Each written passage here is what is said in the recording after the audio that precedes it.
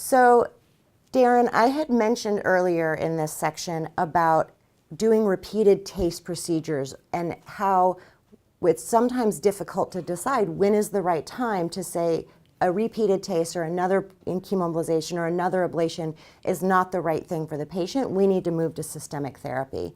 What are your thoughts on when is that right time? Right, and like so much in medicine, it's more of an art than a science. But there's various factors that I think about in collaboration with you as well on the multidisciplinary team. Has to do with underlying comorbidities, liver dysfunction, the status of the tumor.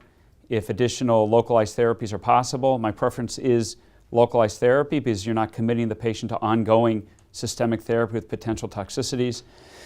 But clearly at some point in an incurable disease there will be progression, and that progression when local therapies are exhausted would necessitate systemic therapy if the patient wishes additional therapy.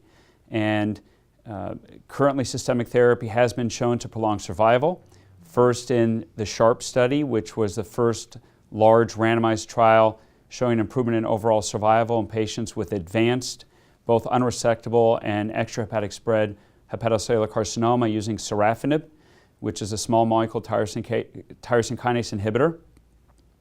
And that improvement in overall survival was 10.7 months versus 7.9 months.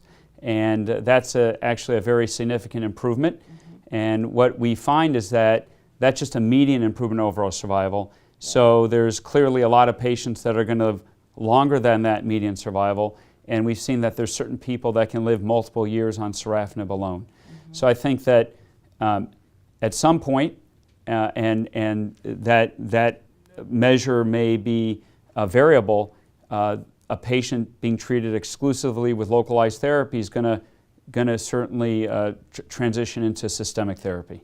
We hope.